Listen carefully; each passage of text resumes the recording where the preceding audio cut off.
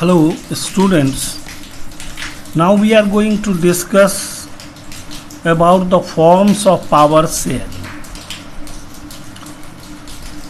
कि how power is shared and in how many ways, कितने तरह से शक्ति का बंटवारा होता है. The idea of power sharing has emerged in opposition of the notion of individual political power. Power sharing का विचार इस भावना से उत्पन्न हुआ के विपरीत उत्पन्न हुआ. Opposition to the emerge in opposition to the notion of individual political power, कि एक ही राजनीतिक शक्ति हो,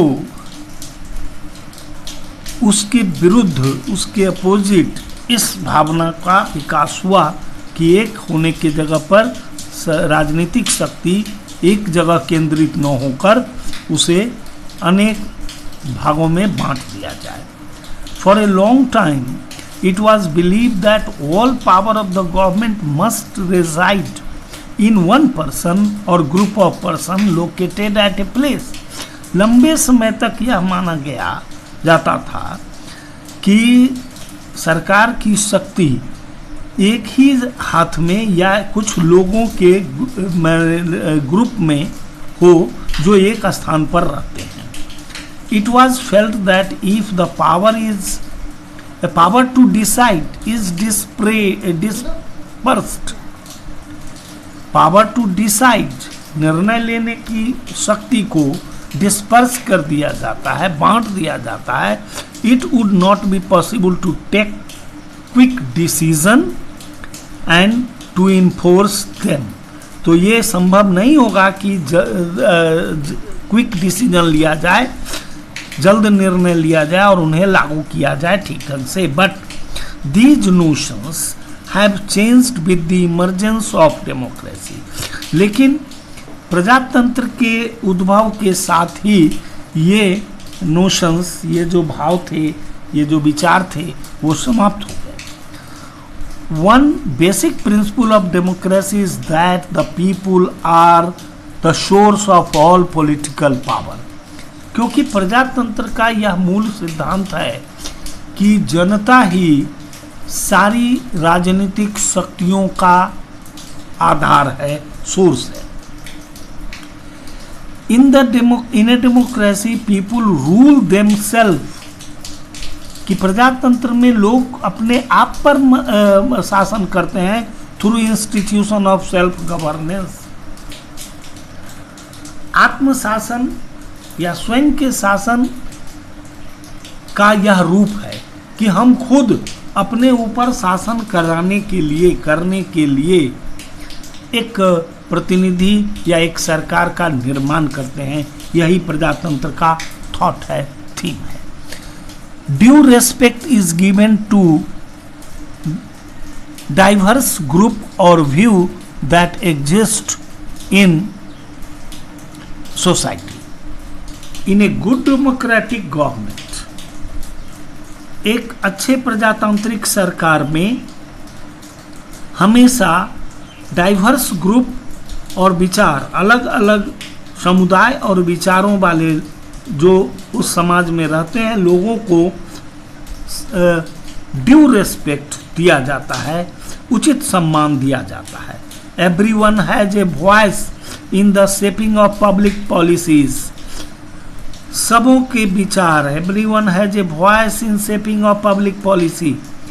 कोई भी पब्लिक पॉलिसी बनाने के लिए सबों की आवाज़ को सुना जाता है. Therefore it follows that in a democracy political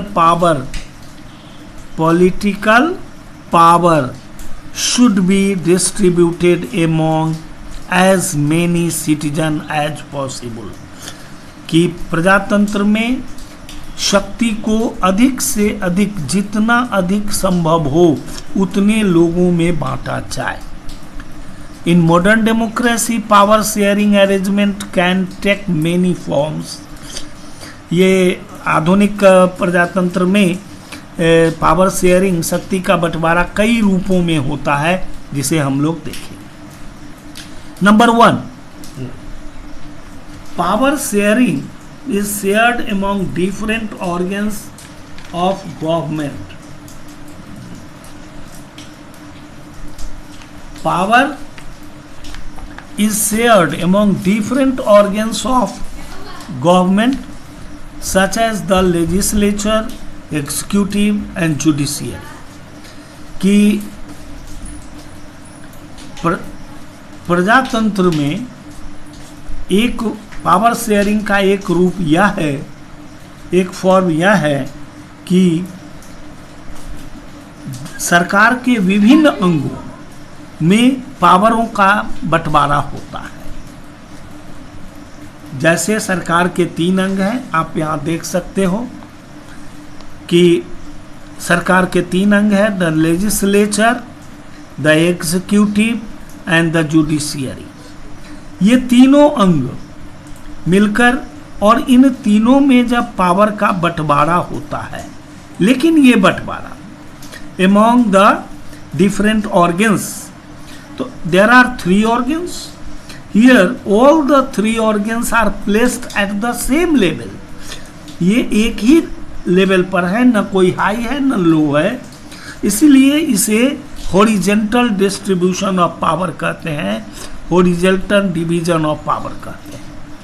horizontally power is distributed horizontally, same level exercise different power, लेकिन ये तीनों अलग अलग काम करते हैं, अलग अलग शक्ति धारण करते हैं। लेजिस्लेचर की पावर और फंक्शन अलग है, एग्जीक्यूटिव का पावर और फंक्शन अलग है, और जुडिशियरी का पावर और फंक्शन, लेकिन अलग अलग होते हुए भी वो एक दूसरे पर निर्भर हैं, एक दूसरे पर आधारित है। एक इनमें से सभी, but each organ checks the other. This is very important point कि all the 3 organs of the government have different powers, but each of them check the others, so it is called the check and balance system of check and balance। कि legislature executive पर control रखता है, तो executive legislature के ऊपर भी अपना नियंत्रण बनाए रखता है। जुडिशियरी जिसे हम यहाँ देख सकते हैं कि this is horizontal distribution of power, it allows different organs of government place at the same level to exercise different power. Such a separation ensure that none of the organ can exercise ultimate power. इस तरह का जो बंटवारा है वो ये सुनिश्चित करता है कि इनमें से कोई एक अंग अपरिमित शक्ति का मालिक नहीं हो सकता है। मतलब each organ check the other, प्रत्येक दूसरे को चेक करता है। This result in balance of power among various institution, जो अलग अलग संस्थाओं में शक्ति के संतुलन को बनाता है। Balance of power, balance of power के लिए जरूरी है कि शक्ति को इस प्रकार बांटा जाए। The power should be distributed among the different organ in such a way so that one या each of them can check the others. balance power among the various institutions। In last year we studied that the democracy, even though ministers and government officials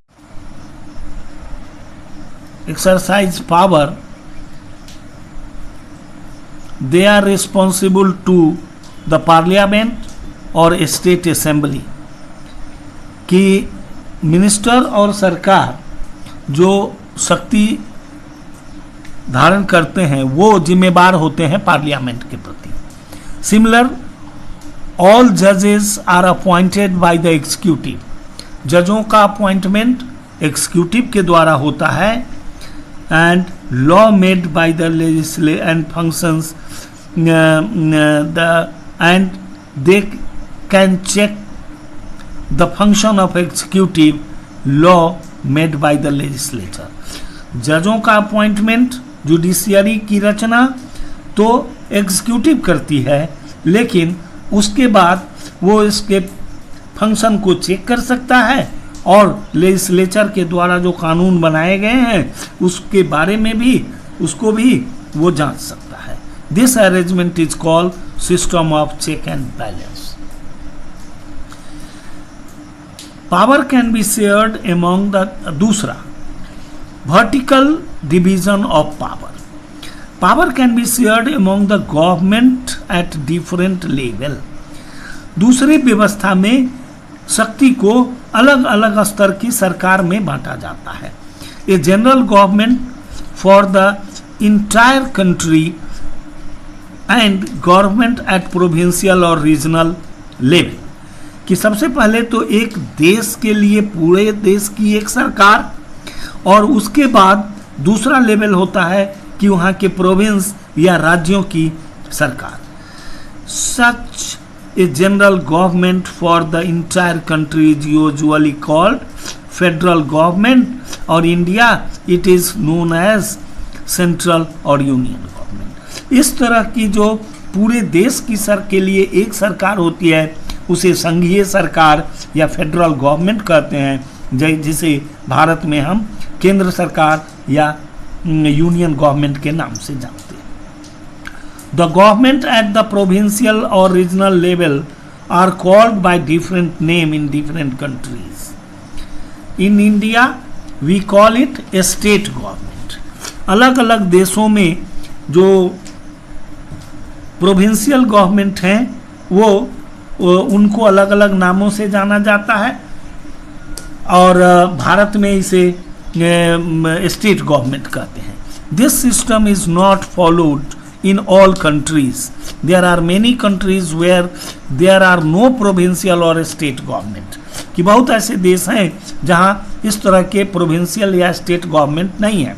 but in those countries like ours where there are different level of government, the constitution clearly lay down the power of different level of country, कि वह उन देशों में जहां इस तरह के अलग अलग स्तर की सरकार है, संविधान में उनके पावर और फंक्शन अलग अलग लिखे गए हैं। This is what they did in Belgium, जो किया था बेल्जियम में, but was refused in Sri Lanka, जो श्रीलंका में नहीं हो सका।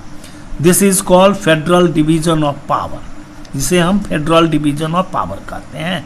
The same principle can be extended at level,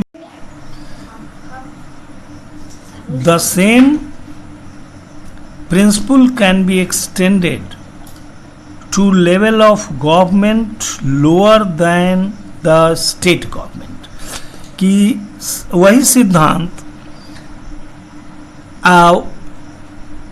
उन सरकारों पर भी लागू की जा सकती है जो स्टेट गवर्नमेंट के निचले स्तर में है, such as the municipality and panchayat. राज्य सरकार के नीचे भी भारत में तो है ही, कुछ अन्य देशों में भी है, जो म्यूनिसिपैलिटी और पंचायत है।